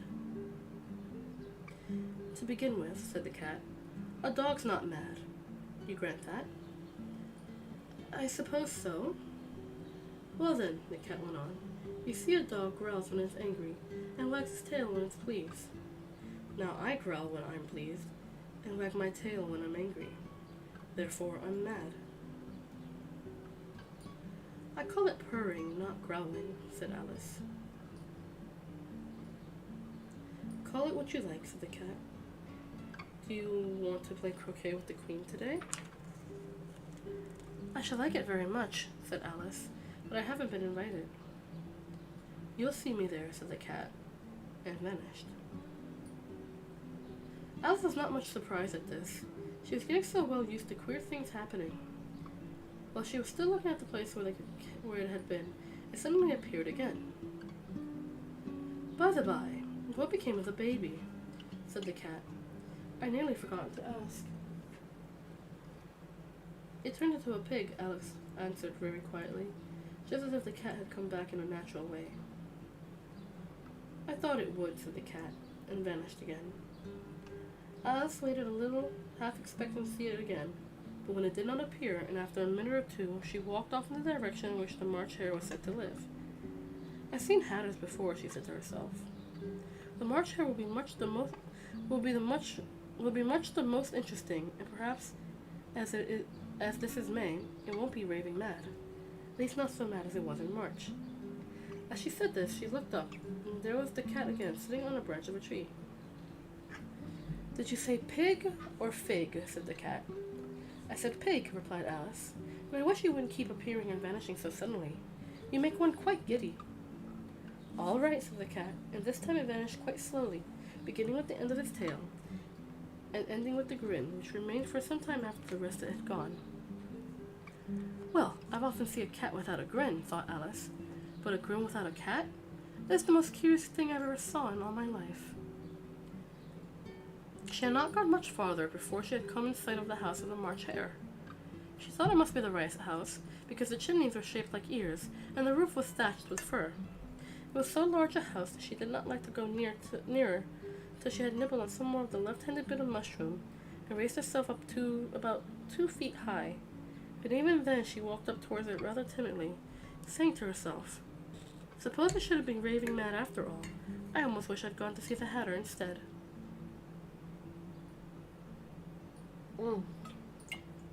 Sorry, drinking some water. I am drinking some water. Chapter 7.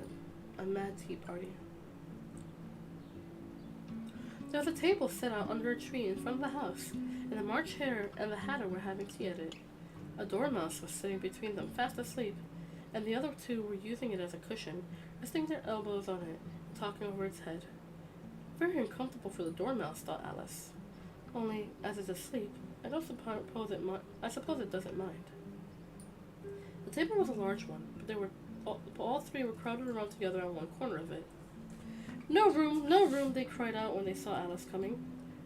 "There's plenty of room," said Alice indignantly, and she sat down in a large armchair at one end of the table. "Have some wine," said the March Hare, said in an encouraging tone. Alice looked around the table, but there was nothing on it but tea. "I don't see any wine," she remarked. "There isn't any," said the March Hare. "Then it wasn't very civil of you to offer it," said Alice angrily. "It wasn't very civil of you to sit down without being invited," said the March Hare. "I didn't know it was your table," said Alice. "It's laid for a great many more than 3. "Your hair wants cutting," said the Hatter. He had been looking at Alice for some time with great curiosity, and this was his first speech. "You should learn not to make very personal remarks," said Alice with some severity. "It's very rude." The Hatter opened his eyes very wide on hearing this, but all he said was, "Why is a raven like a writing desk?" "Come, shall we have some fun now?" thought Alice. "I'm glad they've begun asking riddles. I believe I can guess that," she added aloud. "Do you mean that you think you can find out the answer to it?" said the March Hare. "Exactly so," said Alice. "Then you should say what you mean," the March Hare went on. I do," Alice hastily replied. At least I mean what I say.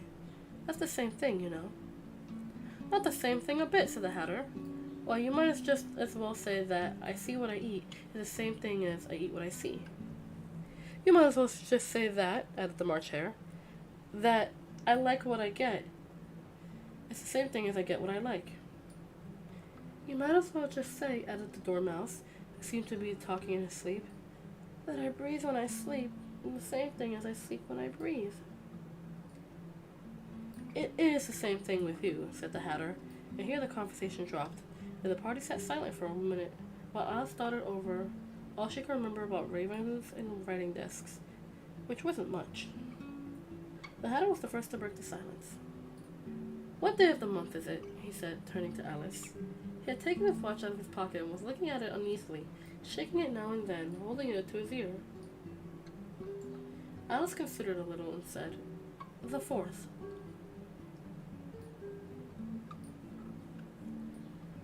"2 days wrong," sighed the Hatter. "I told you butter wouldn't suit the works," he added, looking angrily at the March Hare. "It was the best butter," the March Hare meekly replied. "Yes, but some crumbs must have gotten into it as well," the Hatter grumbled. "You shouldn't have put it in with a bread knife."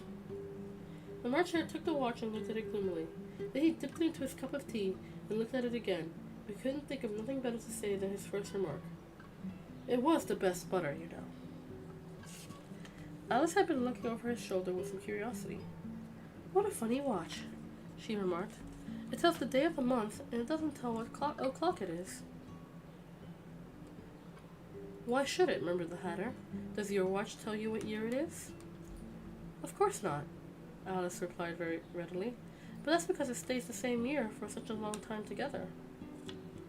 "Which is just the case with mine," said the Hatter. Alice felt dreadfully puzzled. The Hatter's remark seemed to her to have no sort of meaning in it, and yet it was certainly English. "I don't quite understand you," she said politely as she could. "The Dormouse is asleep again," said the Hatter, and he poured a little hot tea onto its nose. The Dormouse shook its head impatiently and said, without opening its eyes, of course, just what I was going to remark myself." "Have you guessed the riddle yet?" the Hatter said, turning to Alice again. "No, I give it up," Alice replied. "What's the answer?" "I haven't the slightest idea," said the Hatter. "Nor I," said the March Hare. Alice sighed wearily. "I think you might do something better with the time," she said, "than wasting it in asking riddles that have no answers." "If you knew time as well as I do," said the Hatter, "you wouldn't talk about wasting it. It's him." "I don't know what you mean," said Alice. "Of course you don't," said the Hatter, tossing his head contemptuously. "I dare say you never even spoke to time." "Perhaps not," Alice said cautiously. "But I know I must have to beat time when I learn music." "Ah, that accounts for it," said the Hatter. "He won't stand beating. Now, if you only kept on good terms with him, he'd do almost anything you'd like with the clock. For instance, suppose it were 9 o'clock in the morning, just time to begin lessons. You'd only have to whisper a hint to time, and round goes the clock in a twinkling. 1:30, time for dinner." "I only wish it was," the March Hare said to itself in a whisper. "That would be grand, certainly," said Alice thoughtfully. "But then I shouldn't be hungry for it. But then I shouldn't be hungry for it, you know." "Not at first, perhaps," said the Hatter. "But you could keep it to 1:30 for as long as you liked." "Is that the way you manage?" Alice asked. The Hatter shook his head mournfully. "Not I," he replied. "We quarreled last March, just before he went mad, you know," pointing with his teaspoon at the March Hare. "It was at the great concert given by the Queen of Hearts, and I had to sing, 'Twinkle, twinkle, little bat, how I've wondered where you at.' You know the song, perhaps." "I've heard something like it," said Alice. It goes on, you know," the Hatter continued, "in this way. Up above the world you fly, like a tea tray in the sky. Twinkle, twinkle." Here the Dormouse shook itself. It began to sing in its sleep. "Twinkle, twinkle, twinkle, twinkle," and went on so long that they had to pinch it to make it stop. "Well, I'd hardly finished the first verse," said the Hatter, when the Queen bawled out, "He's murdering time! Off with his head!" "How dreadfully savage!" exclaimed Alice. "But ever since that," the Hatter went on in a mournful tone, "he won't do a thing I asked. It's always 6 o'clock now." A bright idea came to Alice's head. "Is that the reason so many tea things are put out here?" she asked. "Yes, that's it," said the Hatter with a sigh. "It's always tea time. We have no time to wash the things between whiles." "Then you keep moving around, I suppose," said Alice. "Exactly so," said the Hatter, "as the things get used up." "But when you've come to the beginning again," Alice ventured to ask. "Suppose we change the subject," the March Hare interrupted, yawning. "I'm getting very tired of this. I vote the young lady tells us a story." "I'm afraid I don't know one," said Alice, rather alarmed by the proposal. "Then the Dormouse shall," they both cried. "Wake up, Dormouse!" and they pinched it on both sides at once. The Dormouse slowly opened his eyes. "I wasn't asleep," he said in a hoarse, feeble voice. I heard every word your fellows were saying." "Tell us a story," said the March Hare. "Yes, please do," said Alice. "And be quick about it," added the Hatter, "or you'll be asleep again before it's done." "Once upon a time there were 3 little sisters," the Dormouse began in a great hurry, "and their names were Elsie, Lacie, and Tilly, and they lived at the bottom of a well." "What did they live on?" said Alice, who always took great interest in questions of eating and drinking. "They lived on treacle," said the Dormouse, after thinking a minute or two. "They couldn't have done that, you know," Alice gently remarked. "They'd have been ill." "So they were," said the Dormouse, "very ill." Alice tried a little to fancy herself such an extraordinary way of living would be like, but it puzzled her too much, so she went on. But why do they live at the bottom of a well? Take some more tea, the March Hare said to Alice very earnestly. I've had nothing yet, Alice replied in an offended tone, so I can't take more. You mean you can't take less, said the Hatter. It's very easy to take more than nothing. Nobody asked your opinion, said Alice. Who's making personal remarks now? said the Hatter. The Hatter asked triumphantly. Alice did not quite know what to say to this, so she helped herself to some tea and bread and butter, and then turned to the Dormouse and repeated her question. Why do they live at the bottom of the well? The Dormouse again took a minute or two to think about it, and then said, it was a treacle well. There's no such thing, Alice was beginning very angrily, but the Hatter and the March Hare went, shh, shh, and the Dormouse sulkily remarked, if you can't be civil, you'd better finish the story for yourself. No, please go on, Alice said very humbly. I won't interrupt you again. I dare say they may be one. One indeed, said the Dormouse indignantly. However, he consented to go on. And so these three little sisters, they were learning to draw, you know. What did they draw? Said Alice, quite forgetting her promise. Treacle, said the Dormouse, without considering it at all this time. I want a clean cup, interrupted the Hatter. Let's all move from one place on. He moved on as he spoke, and the Dormouse followed him. The March Hare moved into the Dormouse's place, and Alice rather unwillingly took the place of the March Hare. The Hatter was the only one who got any advantage from the change, and Alice was a good deal worse off than before, as the March Hare had just upset the milk jug into his plate.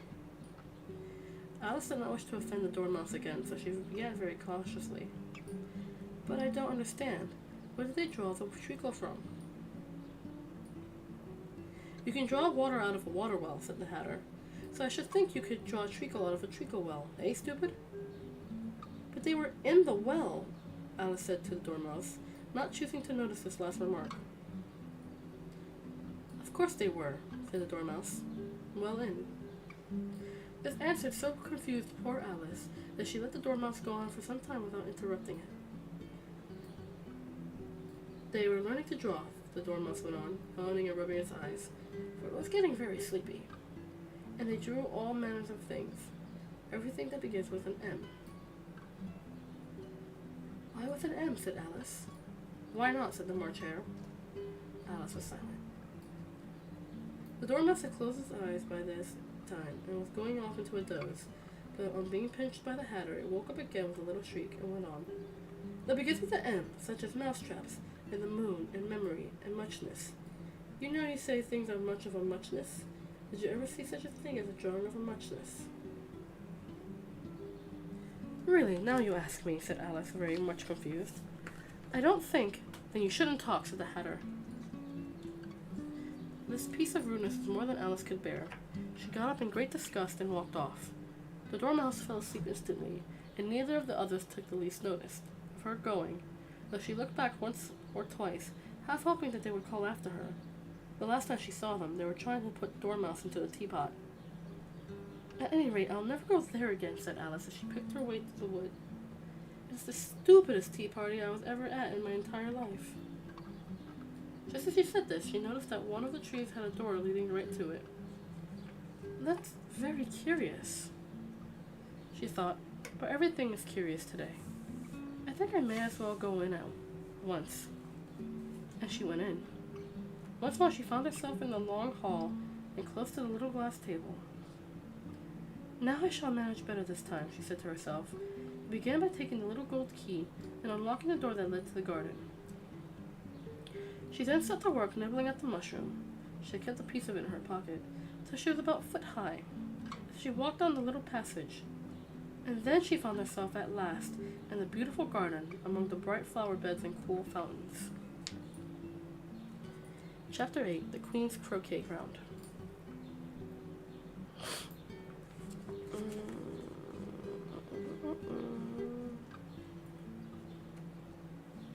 Yes. A large rose tree stood near the entrance of the garden. The roses growing on it were white, but there were three little gardeners at it, busily painting them red. Alice thought this was a very curious thing, and she went nearer to watch them, and just as she came up to look at them, she heard one of them say, "Look out now, Five. Don't go splashing paint all over me like that." "I can't help it," said Five in a sulky tone. "Seven jogged my elbow." On which Seven stood up and said, "That's right, Five. Always lay the blame on others." "You'd better not talk," said Five. "I heard the Queen say only yesterday you deserve to be beheaded." "What for?" said the one who had spoken first. "That's none of your business, too," said Seven. "Yes, it is his business," said Five, "and I'll tell him. It was for bringing the cooked tulip roots instead of onions." Seven flung down his brush and had just begun. "Well, of all the unjust things," when his eye chanced to fall upon Alice, and she stood watching them, and he checked himself suddenly. The others looked around also, and all of them bowed.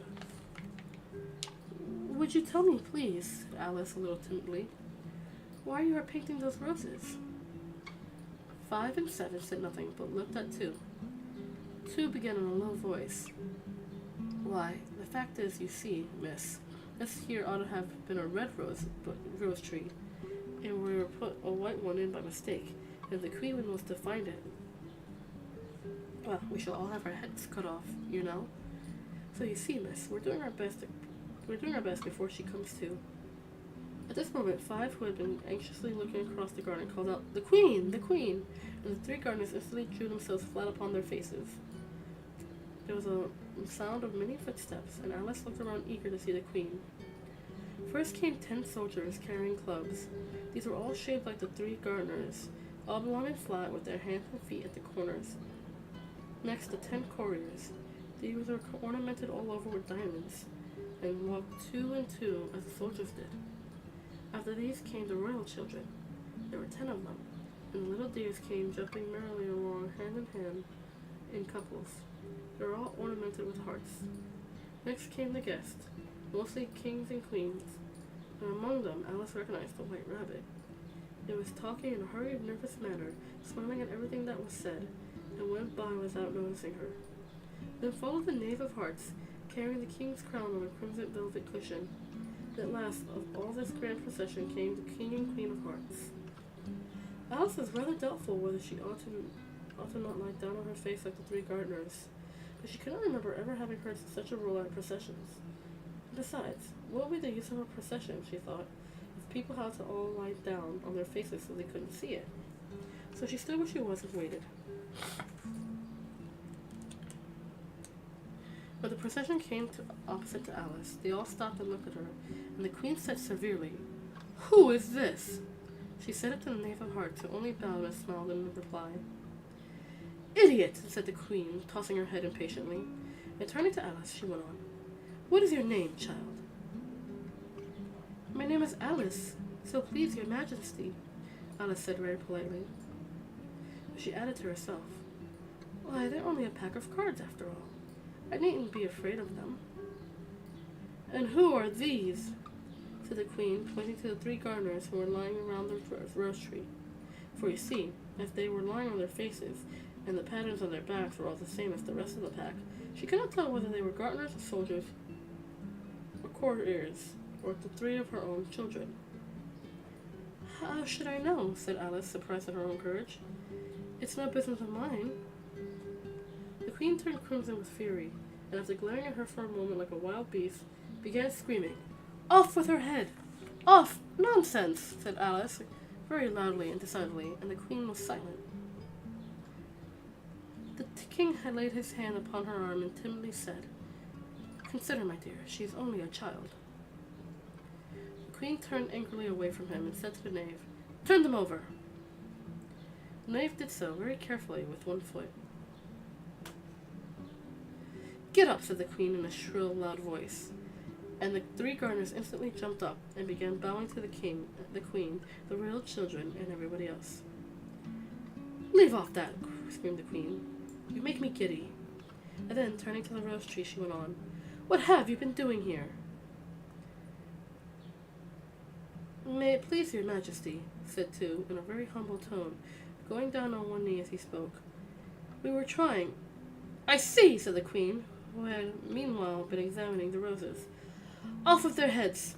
And the procession moved on, 3 of the soldiers remaining behind to execute these unfortunate gardeners, who ran to Alice for protection.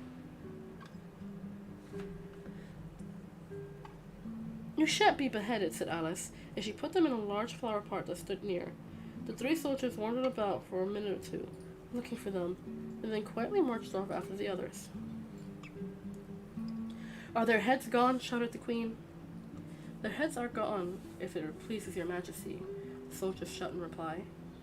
That's right, shouted the queen. Can you play croquet? The soldiers went silent and looked at Alice, as the question was evidently made for her. Hi, Brica! Hello, welcome. I am reading Alice in Wonderland, my friend. How are you doing? I hope you are doing well. I hope you're doing well! I'm so happy to see you, and I hope you're enjoying the story. Yeah. Let's see. The soldiers were silent and looked at Alice, as the question was evidently meant for her.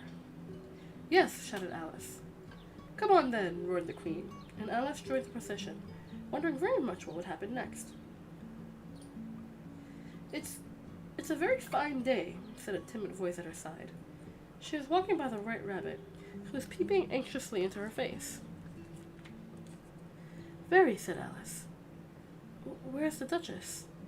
Hush, hush, said the rabbit in a low, hurried tone.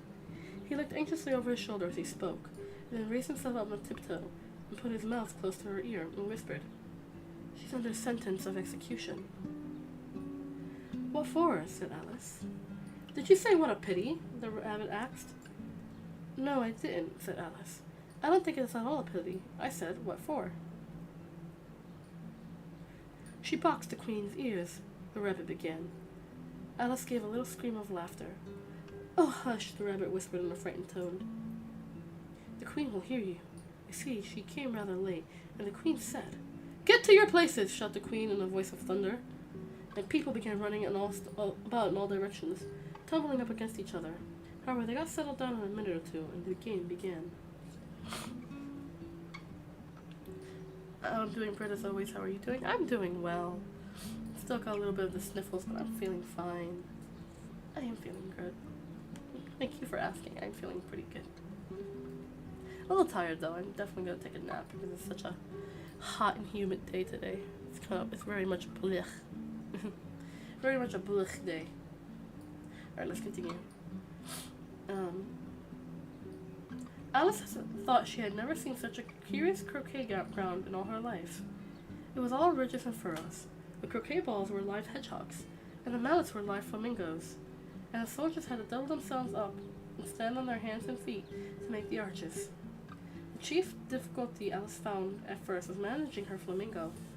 She had succeeded in getting his body tucked comfortably enough under her arm, with his legs hanging down, but generally, just as she had gotten its neck nicely straightened out, it was going to give the hedgehog a blow with his head. It would twist itself around and look up at her face with such a puzzled expression that she could not help burst out laughing. And when she had gotten its head down, it was going to begin again. It was very provoking to find that the hedgehog had unrolled itself. It was in the act of crawling away.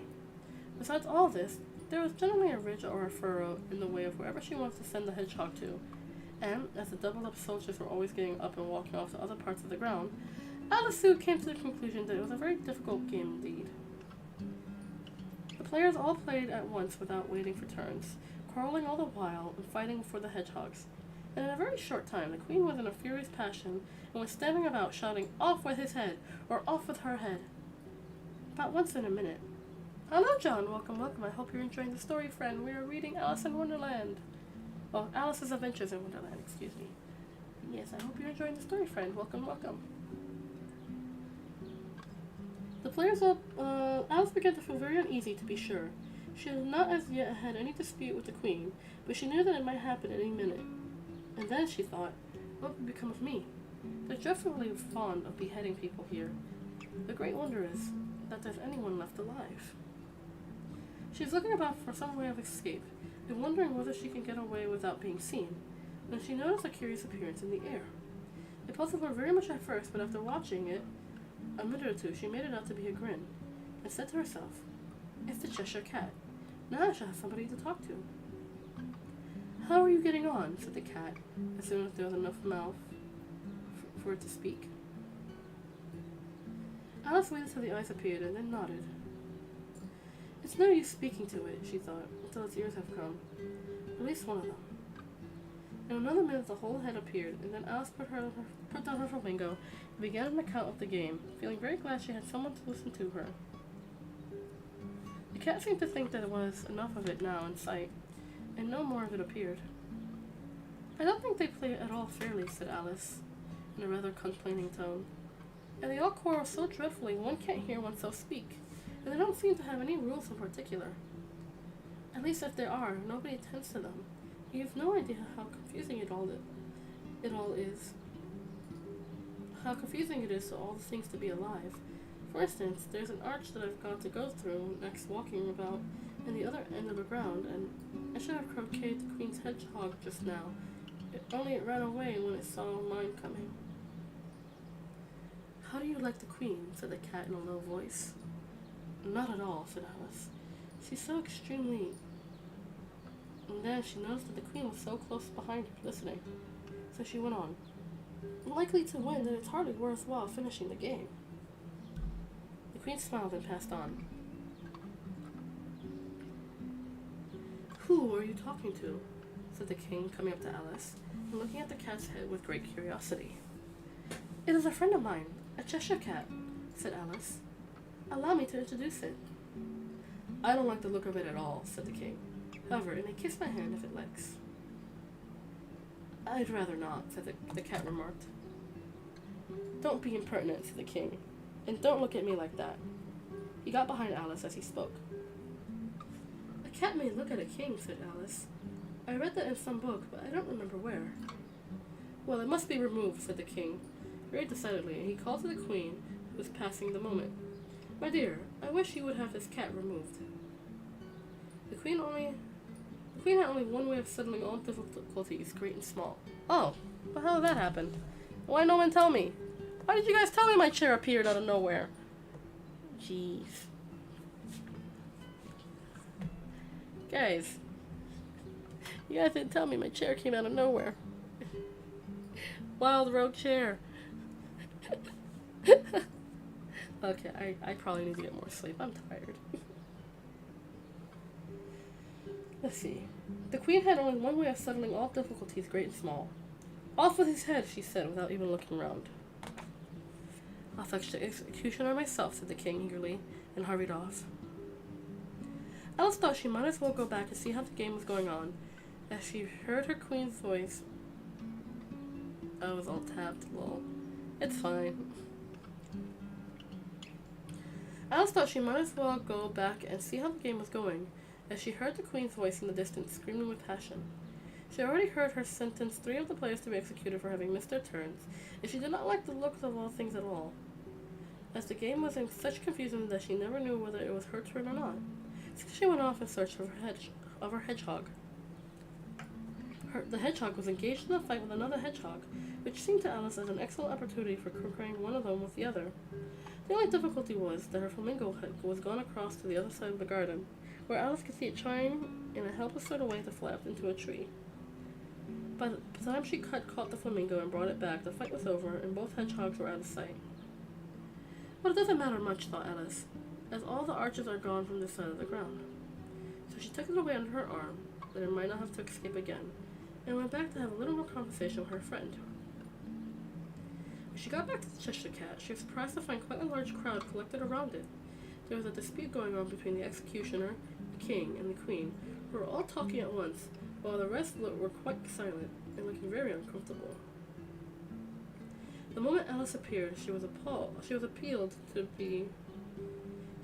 by all 3 to settle the question, and they repeated their arguments to her, though as they all spoke at once, she found it very hard to make out exactly what they said. The executioner's argument was that you couldn't cut off a head unless there was a body to cut it off from, and they had never had to do such a thing before, and he wasn't going to begin at his time of life. The King's argument was that anything that had a head could be beheaded, and that you weren't to talk nonsense. The queen's argument was that something wasn't done about it in less than no time, she'd have everybody executed all around. It was his last remark that had made the whole party look so grave and anxious.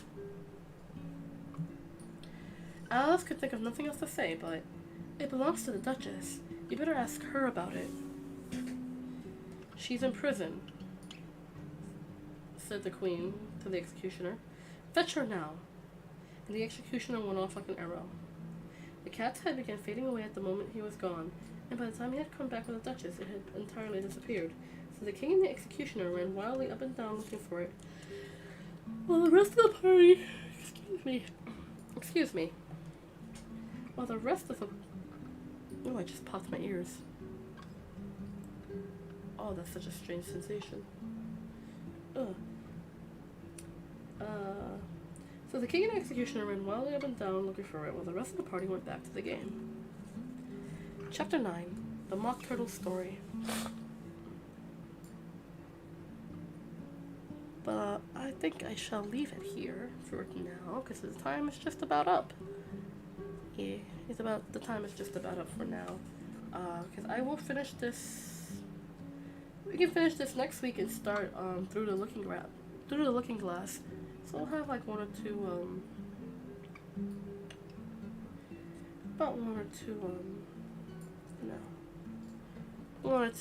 story times for Alice in Wonderland. So I'm gonna leave it here. We'll pick it up next time at chapter 9, the Mock Turtle Story.